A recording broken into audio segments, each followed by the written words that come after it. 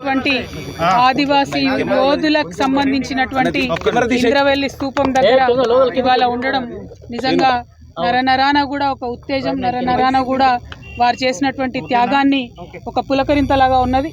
మరి వారి త్యాగాలను గుర్తు చేసుకొని తెలంగాణ రాష్ట్రాన్ని అభివృద్ధి చేసుకుంటూ వచ్చినాం.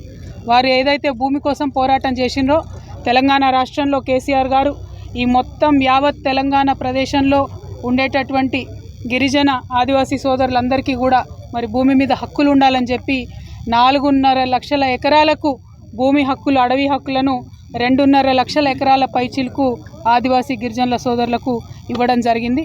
గత 10 ఏళ్లలో బీఆర్ఎస్ హయాంలో, కేసీఆర్ గారి హయాంలో మరి భుక్తి కోసం, భూమి కోసం పోరాటం చేసినటువంటి వీరులందరినీ కూడా గౌరవించుకోవడం జరిగింది.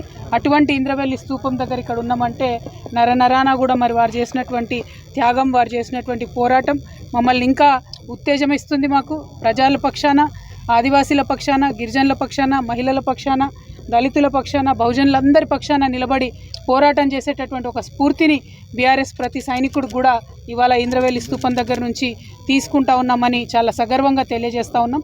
వారు చేసినటువంటి త్యాగాలు మరవలేని, వారి పోరాటాలు మరవలేనటువంటి మరి అటువంటి ఉత్తేజంతో ఉన్నటువంటి ఈ తెలంగాణలో మరి ఇప్పుడు నడుస్తున్నటువంటి ప్రభుత్వ హయాంలో రైతులకు అన్యాయం జరుగుతోంది, మహిళలకు అన్యాయం జరుగుతోంది. ఎవరన్నా గొంతెత్తి రైతుల పక్షాన, మహిళల పక్షాన, బహుజనుల పక్షాన మాట్లాడితే వెంటనే వారి మీద కేసులు పెట్టి ఇబ్బంది పెడుతున్నటువంటి పరిస్థితిని కూడా మనం గమనిస్తూ ఉన్నాం.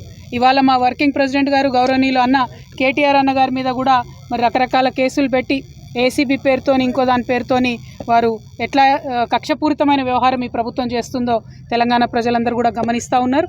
మరి మీ ద్వారా, మీడియా మిత్రులందరి ద్వారా ఈ ఇంద్రవెల్లి స్తూపం దగ్గర నుంచి తెలంగాణ బిడ్డలందరూ కూడా తెలియజేస్తూ ఉన్నాం, ఎట్లాంటి కేసులు పెట్టినా బీఆర్ఎస్ వాళ్ళం ఎవరం కూడా భయపడేది లేదు. ఖచ్చితంగా ప్రజల పక్షాన, ప్రజలకు రావాల్సిన హక్కుల కోసం మా వాణిని వినిపిస్తూనే ఉంటాం, మా పోరాటం కొనసాగిస్తూనే ఉంటాం.